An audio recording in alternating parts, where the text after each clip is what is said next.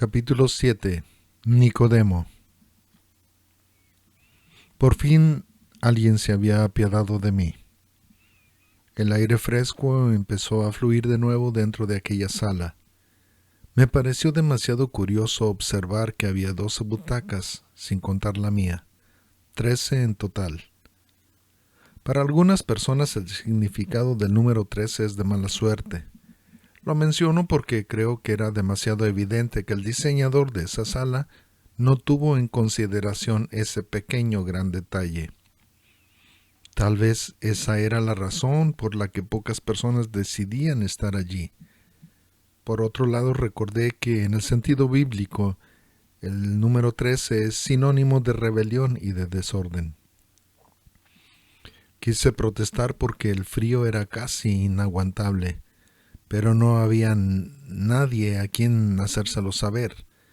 Decidí sacar a relucir mi espíritu mexicano y aguantarme como los machos, aunque después de todo era preferible el frío en vez de estar sufriendo la sofocación a causa del calor y la humedad.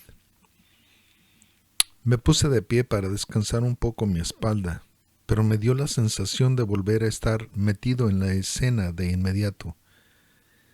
Vi a un anciano saliendo de su casa. Echó llave a la puerta y salió deprisa tomando un sendero angosto. Tuve la impresión que debía seguirlo si quería conocer la trama de esa escena. La noche era más fría de lo normal. El hombre tuvo que tomar ambas manos y frotarse los brazos con fuerza para generar un poco de calor en ellos. Si la preparación previa de la gran fiesta ha concluido, dijo el anciano para sí, ¿qué podrá estar sucediendo a esta hora de la madrugada como para haberme citado en ese lugar? Era obvio que el hombre estaba un poco cansado por la intensidad del ajetreo de las últimas semanas para que dicha celebración se llevara a cabo sin contratiempos. Era cierto que ya no era un mancebo, pero la fuerza de la juventud se negaba a abandonarlo, aunque su cabello ya pintaba canas desde hacía muchos años. Sonrió recordando que en el consejo había muchos hombres más viejos que él. Siguió caminando a prisa y yo lo seguí muy de cerca. Hasta me sorprendió que no notara mi presencia. De alguna manera me enteré que el caballo del mensajero se había roto una pata y el joven tuvo que disculparse por haberle entregado tarde la noticia de una reunión a esas horas de la medianoche. Cuando el anciano iba llegando a las puertas del edificio, los guardias lo reconocieron casi de inmediato, franqueándole la entrada de una manera hosca, sin contestar al saludo que el viejo les había dirigido. Los soldados tampoco notaron mi presencia, o tal vez supusieron que yo iba acompañándolo. Después de cruzar las enormes puertas de madera bruñida con el símbolo del candelabro en ellas, el anciano debía atravesar el inmenso jardín antes de llegar hasta el lugar de reunión. A partir de ese punto en la entrada, aún le restaba buen trecho por recorrer. En medio de la oscuridad, que las antorchas no podían romper de manera plena en aquella madrugada, vi a 2 hombres saliendo del recinto contiguo al lugar que supuse sería el lugar de reunión. En ese preciso momento vimos que un hombre con vestiduras sacerdotales le entregaba una bolsa de cuero al otro. Después de recibirlo, el sujeto se inclinó con respeto, dirigiéndose con rapidez y nerviosismo hacia la salida. En su premura perdió el equilibrio al bajar el penúltimo escalón, trastabillando, soltando el pequeño saco que llevaba entre sus manos. La bolsa se abrió cuando cayó pesadamente al piso de mármol rosado, esparciendo algunas piezas metálicas que rodaron en distintas direcciones. El hombre masculló una maldición entre dientes. Yo quise ayudarlo a recoger sus monedas, pero no pude levantar ninguna de ellas. La transparencia de mis manos me hizo maravillarme de la tecnología que sus realizadores habían usado en la película. A partir de ese momento decidí mantenerme al margen. Nicodemo atrapó una de aquellas monedas de plata bajo su sandalia. A pesar de la edad y de su cansancio, recogió la pieza para entregársela al hombre en su propia mano. «Gracias», le dijo el desconocido sin levantar el rostro. Pero yo logré verle la cara, aunque no pude reconocerlo en ese momento a causa de la oscuridad. Sin más, el hombre corrió hacia la salida, en tanto que Nicodemo se encontraba con el sacerdote, quien respondió, seguramente intuyendo una pregunta anticipada por parte de su colega. «Compras de último momento», dijo sonriendo. «¿A qué se debe esta reunión, Caifás?» El sacerdote sonrió. «Ya lo sabrás, no seas impaciente, amigo». Ambos se dirigieron al salón donde todos los ancianos estaban sentados alrededor de una mesa larga, muy parecida a las que usaban los romanos, sus enemigos y conquistadores. «Llegas tarde», le dijo el sumo sacerdote como saludo. «No ha sido su culpa, suegro», intervino a su favor Caifás. «El mensajero tuvo un inconveniente con su caballo». Todos esperaron con paciencia que el sumo sacerdote, su yerno y Nicodemo ocuparan sus respectivos lugares, aunque el sitio de honor en ese salón era de Anás. El sumo sacerdote carraspeó un poco antes de hablar. «Otra vez el Nazareno», musitó. El silencio se hizo pesado. «¿Es que nadie podrá atreverse a detenerlo?», se quejó uno de los sacerdotes con evidente frustración en sus palabras. En medio de las tinieblas del salón casi nadie pudo percibir el intercambio de miradas entre Anás y su yerno, pero Nicodemo y yo lo hicimos.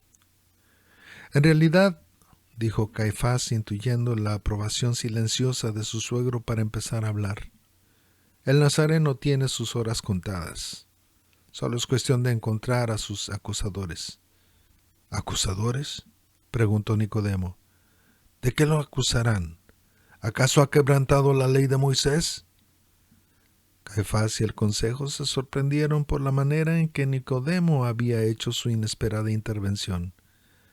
Todos lo conocían por su carácter afable, por permanecer en silencio casi siempre y por ser respetuoso y obediente a las incuestionables órdenes de Anás. Sin embargo, era evidente que el tema del Nazareno sacaba a todos de sus casillas, incluyendo al anciano. Caifás volvió a ponerse de pie tratando de añadirle fuerza a sus palabras con la idea de imponer su autoridad. «En realidad», dijo, «aparte de criticarnos de manera abierta, ha transgredido nuestras tradiciones. No solo está contra ellas, sino que a través de lo que enseña la chusma, nos ha quitado la influencia y poder que teníamos sobre el pueblo». Caifás miró directamente a Nicodemo. «Tú sabes que si permitimos eso, el pueblo comenzará a hacernos a un lado y pronto quebrantarán la ley». Un murmullo de aprobación se hizo general. «El maestro solo los está guiando a obedecer la ley de Dios», dijo Nicodemo. Ese comentario hizo que el espíritu de los sacerdotes se enardeciera y comenzaron a vociferar contra él. «Oigan», Nicodemo tuvo que elevar la voz para hacerse escuchar por sobre las voces de los hombres del consejo.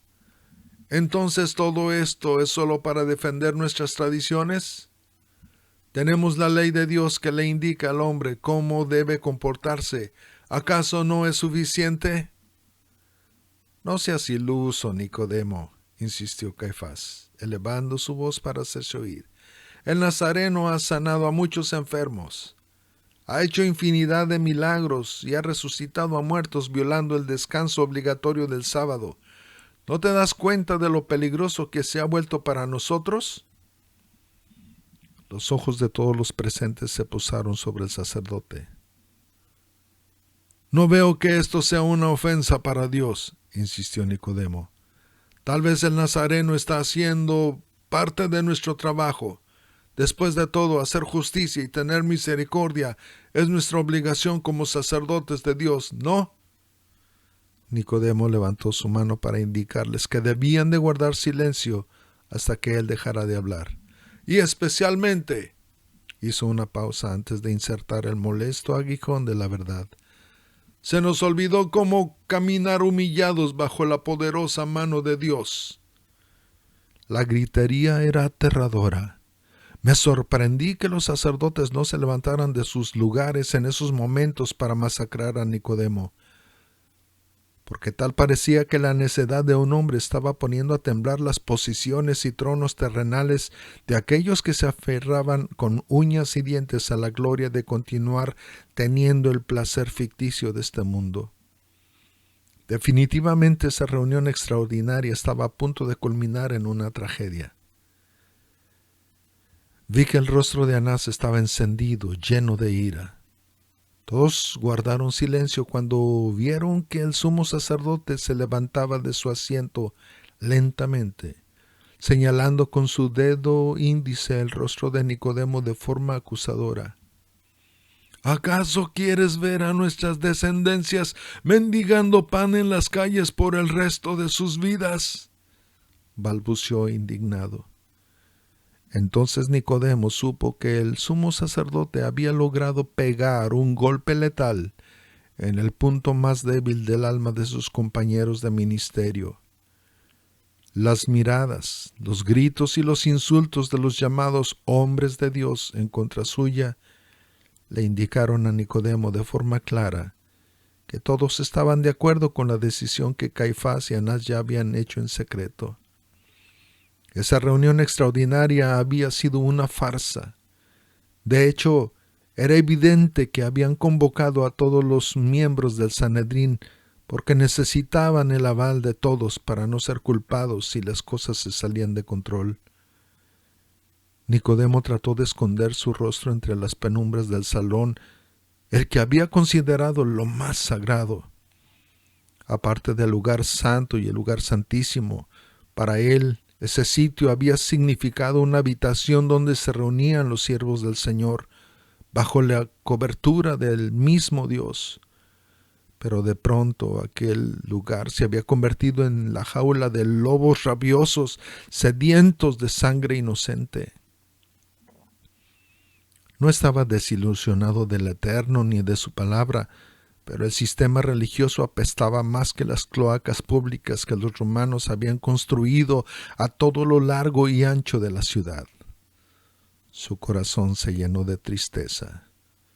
No había nada más que hacer. Caifás tuvo que intervenir para acallar los ánimos de sus colaboradores. Cuando se hizo el silencio deseado, el sumo sacerdote volvió a hablar. «Antes de la Pascua, el Nazareno caerá». Las voces de júbilo llenaron el lugar. Todos aplaudían y se abrazaban entre sí, felicitándose por la decisión de Anás. A nadie le importó la inconformidad de Nicodemo, a pesar de ser demasiado evidente. «De hecho», Anás volvió a tomar la palabra, «deseo anunciarles que desde el inicio de este año, mi yerno me reemplazó en mi posición a partir de ese momento». Vi que el rostro de Caifás se iluminó de alegría. Ese era su nombramiento oficial y aquella noticia coronaba su cabeza con un baño de gloria extra. Quizás no todos estaban contentos con la noticia, pero estaban obligados a aplaudir la decisión. Después de todo, no podían contradecir a su máxima autoridad espiritual. «Entonces», preguntó Nicodemo, «¿qué van a hacer con el Nazareno?» «Si lo dejamos continuar con su predicación», dijo otro, «todos irán tras él, proclamándolo como el Mesías». Entonces comprendí que había un temor mayor en sus corazones, mucho más grande que solo perder sus posiciones. Si ellos permitían que la fama de Jesús se siguiera extendiendo, las noticias llegarían hasta los oídos del César. Entonces todos los ejércitos romanos vendrían para destruir el templo y con toda seguridad también aniquilarían al país. Ustedes sí que son tontos, Caifás intervino. No se dan cuenta. Por eso es mejor que muera un solo hombre por el pueblo y no que sea destruida toda la nación. Los presentes alabaron la sabiduría del jefe de los sacerdotes. Caifás miró de soslayo a Nicodemo. Como un acto de misericordia, el sumo sacerdote le daría el tiempo suficiente para que lamiera sus heridas y se olvidara del penoso incidente de esa noche. Pero yo intuí que Nicodemo había decidido avisarle al nazareno que estaba en peligro inminente. El anciano pensó en todos y cada uno de sus contactos, de los que pudiera usar como mensajeros para poder llegar hasta el nazareno, pero no encontró los suficientes. Su mente continuó trabajando, tratando de encontrar a gente leal que no traicionara a Nicodemo ni al maestro. Recordó a alguien. Aún así, la forma más confiable era comunicárselo de manera personal. Necesitaba visitar a su amigo José de Arimatea y también necesario hacerlo rápido. Se levantó de su asiento deprisa, escabulléndose por entre los presentes, sin apenas ser notado. En cuanto salió, se dispuso a cruzar el jardín, pero una mano lo detuvo por el hombro. ¿A dónde vas? La voz de Caifás lo congeló. Estoy cansado y la reunión ha terminado. Nicodemo se encogió de hombros. He ordenado un gran banquete para esta noche. ¿No puedes irte? Nicodemo se dio media vuelta para ver a su interlocutor a los ojos. No tengo hambre. Aún así no puedes irte, le insistió. ¿No? Nicodemo lo miró con curiosidad. ¿Por qué? La moneda que recogiste del suelo hace rato te ha contaminado. ¿Estoy impuro? El rostro de Nicodemo seguía manifestando clara incertidumbre. Ese dinero está contaminado con sangre, amigo. Caifás sonrió de manera cínica. Por lo tanto, no puedes salir de aquí hasta un día antes de la Pascua. Es curioso que yo esté contaminado por una sola moneda. ¿Pero tú que las contaste todas, estás limpio? Caifás rió. Puso sus manos por detrás y suspiró hondo. Cualquier sacerdote que conoce bien su profesión se asegura que otra persona sea quien cuente las monedas antes de entregárselas al asesino. Me lo imagino, Caifás, contestó. Pero cualquiera que conozca la ley sabe que eso te convierte en un asesino también. El rostro de Caifás se endureció. Estás blasfemando contra el sumo sacerdote. Nicodemo lo contempló con lástima. Le temo más a Dios. Las mandíbulas de Caifás se apretaron con rabia.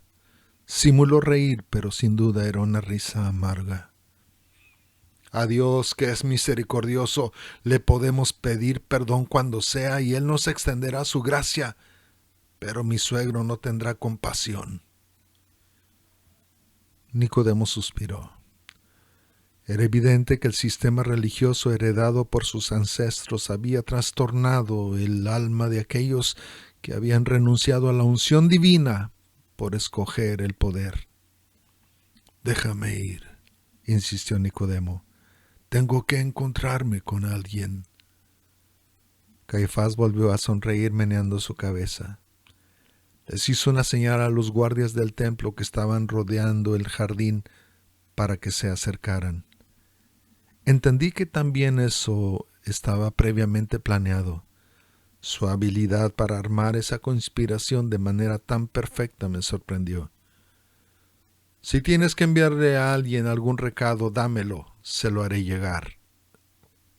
Los guardias se hicieron presentes para resguardar a Nicodemo, llevándolo a una de las innumerables habitaciones llenas de lujo y comodidad en el interior del templo.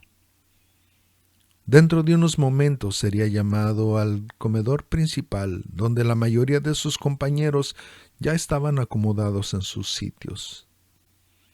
No tuvo otra opción que hacerse presente en el lugar. El aroma que llenaba ese espacio era delicioso. El ayuno antes de la Pascua estaba por terminar y era seguro que pronto servirían la cena en el comedor del templo y sus tripas le recordaban, una vez más, que él tenía hambre. Después de que la comida fue preparada, se oyó a uno de los sacerdotes llamar 3 veces desde una parte alta, invitando a los hombres a venir a participar de aquella cena. Sin perder más tiempo, Nicodemo se levantó de su cama para dirigirse al comedor. En cuanto él cruzó el portal del lugar, los sacerdotes se pusieron de pie, haciéndole una reverencia como señal de respeto, dándole la bienvenida, como si Nicodemo fuera el invitado principal. Luego, con la cabeza erecta y el cuerpo un poco inclinado hacia adelante, levantaron la mano derecha para llevársela hasta el corazón, la boca y la frente. Nicodemo detuvo a uno de los sacerdotes que se encargaban de servir los alimentos. «¿Cuál es el menú para esta noche?». El sacerdote sonrió. Acercó su rostro al oído de Nicodemo. «Es un guisado exquisito», le aseguró. «El favorito de los que están aquí». «Entiendo», dijo Nicodemo tratando de armarse de paciencia. «Yo quiero saber qué es». «Este es un guisado cuya receta secreta han guardado con bastante celo los sumos sacerdotes», le dijo. «Desde tiempos inmemoriales se sirve en mesas como esta. Eso retiene a los viejos y enloquece a los nuevos ministros».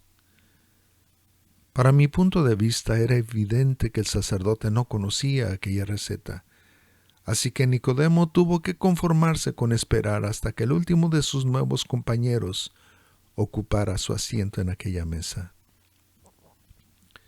Finalmente le trajeron su plato, rebosando hasta el borde. Contempló con cierta satisfacción que el plato de algunos no estaba tan rebosante como el suyo. Eso lo hizo sentirse como si después de todo Anás y Caifás no fueran tan malos tipos. El aroma del guisado de color rojo me abrió el apetito. Jalé una silla y me senté a la mesa, disponiéndome a ver cómo los participantes de aquella película engullían su comida. Si el guisado era tan sabroso como olía y se veía, sin duda se trataba casi de un manjar del cielo. Anás se levantó de su lugar, dirigiéndose hasta donde Nicodemo y yo estábamos parados. El sacerdote cayó de rodillas, inclinando su cuerpo hasta tocar el piso con su cabeza. Luego besó la parte baja de la vestidura de Nicodemo, que me pareció que estaba en shock. Anás fue ayudado por el mismo Nicodemo para que pudiera ponerse de pie. El anciano se dirigió al estrado. «Este guisado», les explicó el suegro del sacerdote principal, «contiene los mismos ingredientes y resultados de la receta secreta de nuestro patriarca Jacob». Caifás y Anás se ocuparon de traer el platillo con guisado de color rojo hasta la mesa de Nicodemo. Era la manera de hacer un pacto de paz y fidelidad. Sin perder más tiempo, Anás hizo la tradicional oración de agradecimiento por los alimentos. «Bendito tú, Señor nuestro Dios, Rey del mundo, que haces que brote el pan de la tierra. Amén». De inmediato los sacerdotes se apresuraron a devorar el guisado. Nicodemo metió su pan al plato, pero Anás le impidió llevárselo a la boca. El anciano tomó un poco de sal, poniéndolo frente a ellos, en tanto que Caifás también se aproximaba dejando en la mesa un pan recién horneado.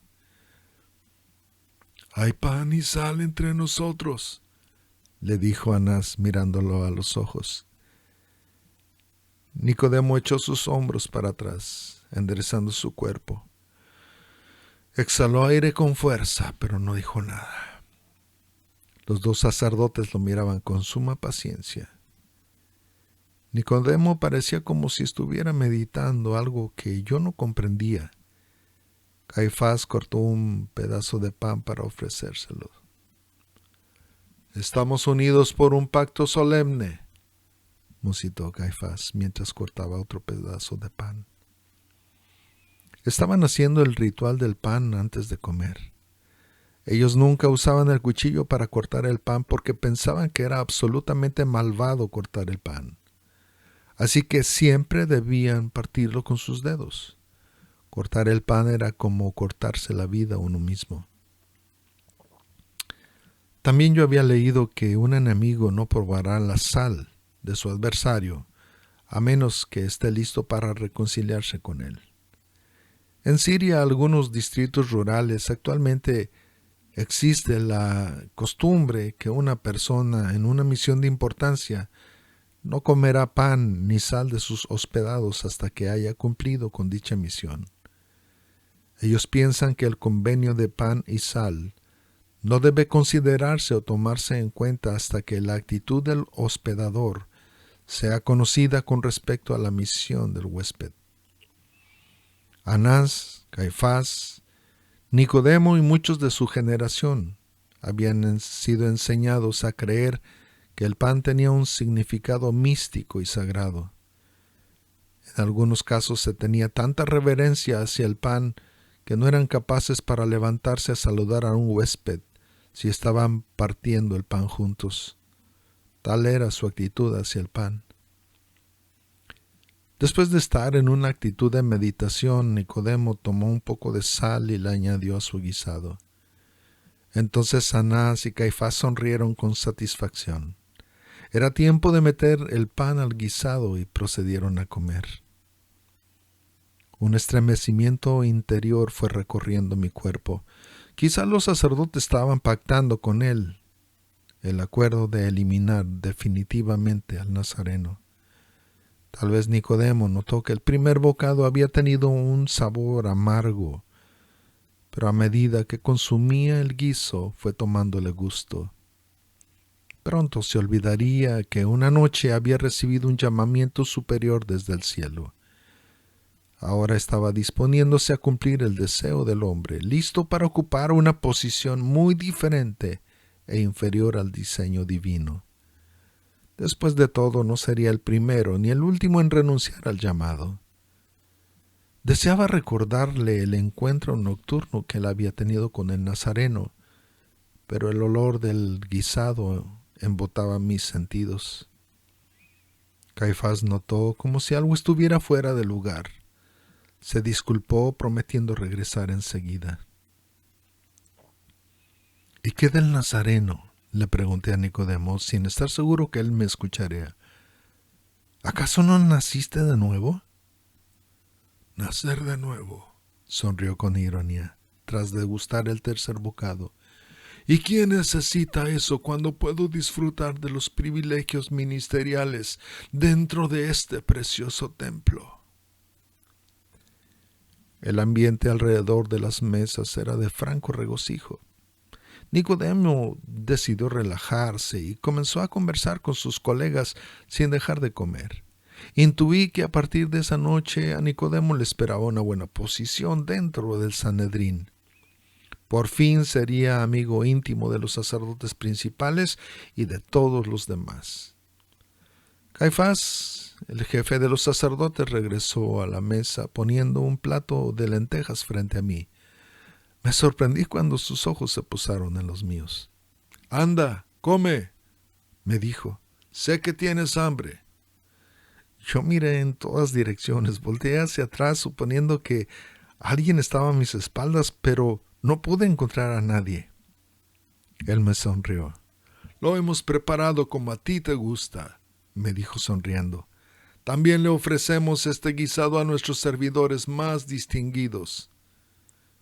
Me alegré que él pudiera verme. El sumo sacerdote hizo una señal a uno de los que estaban sirviendo las mesas, quien vino de inmediato. Puso tortillas calientes a un lado de mi plato, sacó unos chiles de su delantal y se retiró, dejándome absorto, oliendo el delicioso aroma del plato de lentejas frente a mí. Caifás tomó su plato, sentándose frente a nosotros. Después de todo, Nicodemo, Anás y él debían de limar cualquier aspereza. Después de aquella noche, muchas cosas malas e incorrectas empezarían a ser más evidentes para Nicodemo, solo que ahora no tendría el derecho a protestar. Después de todo, él había probado el sabor del guisado de lentejas, un plato exquisito, exclusivo para aquellos que tienen visión. Aquellos que anhelan conquistar a las masas a través de recetas y patrones diseñados por el hombre a fin de llenar sus edificios de oyentes, seguidores y discípulos, aunque a la postre hayan errado el verdadero camino. A través del pacto de sal y pan, Nicodemo también había convenido a sujetarse sin tener el más mínimo derecho para cuestionar a sus mentores. Lo mejor de todo es que ahora Nicodemo no se tenía que preocupar por nutrir a los cientos de personas que tendría bajo su cobertura. Una simple ojeada al bosquejo le daba la idea de cómo causarles comezón en los oídos y manipular a los que siguen sus propias ambiciones dentro de lo que ellos llaman el reino. Eran enseñanzas nuevas, frescas, que muy difícilmente podrían rechazar todos aquellos que tenían comezón de escuchar, cuyo enfoque era capacitarlos a fin de solucionar todos los problemas de la vida sin tener que molestarse en pedir la ayuda del Nazareno. No era difícil, porque después de todo, lo importante era enseñarles a ser felices en esta vida. Pero eso sí, sin importar cuánto tiempo pasara o cuánta fidelidad obtuvieran de sus seguidores, ninguno de los mentores estaría dispuesto a delegar el poder, influencia o riqueza que habían alcanzado. Empezarían a idear cursos especiales para que los seguidores se especializaran en ser mentores de las nuevas generaciones, siempre y cuando los aprendices no osaran anhelar la misma posición que poseía Nicodemo, Anás y mucho menos Caifás.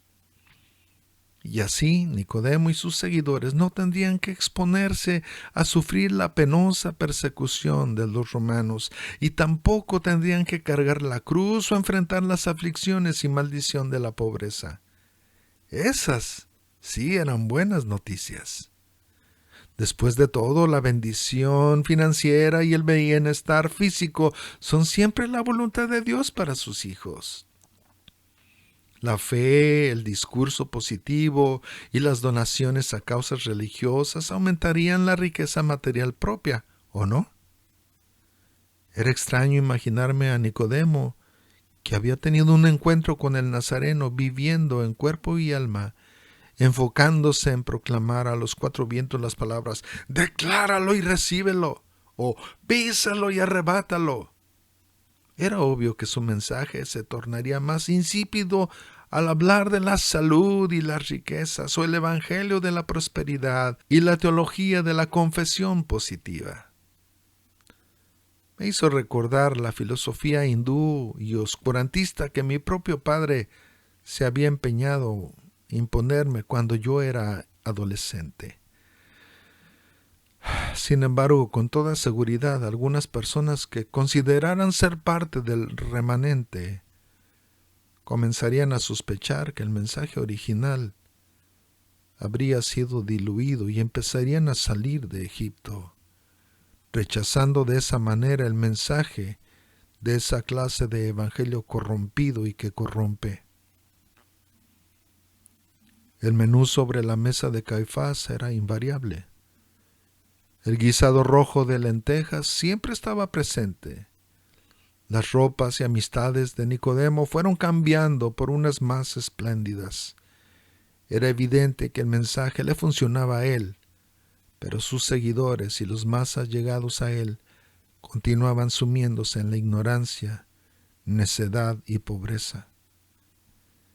Aunque yo deseaba protestar, sabía que Anás, Caifás o el mismo Nicodemo me quitarían mi ración diaria de lentejas.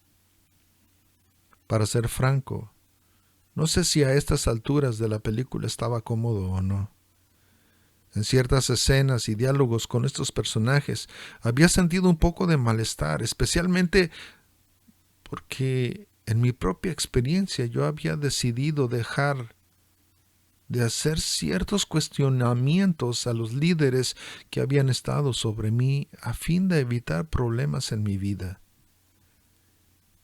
Estaba consciente que algunas veces mi sentido de justicia había logrado incomodar a mis mentores, aunque debo reconocer que en muchas ocasiones yo no había usado las mejores palabras o la actitud óptima que se requerían en el momento. Sí, hacía mucho tiempo que yo mismo había tratado de amoldar mi carácter y normas a las reglas de los demás. Eso todo mundo lo hacía, especialmente porque se nos exigía obedecer sin tener la oportunidad de cuestionar a nuestros mentores intocables. Por mucho tiempo me sentí condenado por haber cuestionado las acciones de los que se decían ser hombres de Dios. Incluso ellos me habían obligado a separarme de mucha gente a la que yo amaba solo para cubrir sus contradicciones y pecados. Ahora entendía que el plato de lentejas que el sistema religioso les había ofrecido no los hacía diferentes o superiores a mí, aunque ellos hubieran alcanzado una mejor posición, dinero, fama o lo que fuera. Todo hombre está expuesto a ser corruptible o corromper a los demás. Una noche, después de cenar y dormir a pie tirante, decidí salir del Sanedrín para dirigirme al templo. Mi noción en la historia bíblica me sugería que debía de adelantarme a ciertos hechos, aunque no estaba seguro cuáles eran ni cuándo se llevarían a cabo.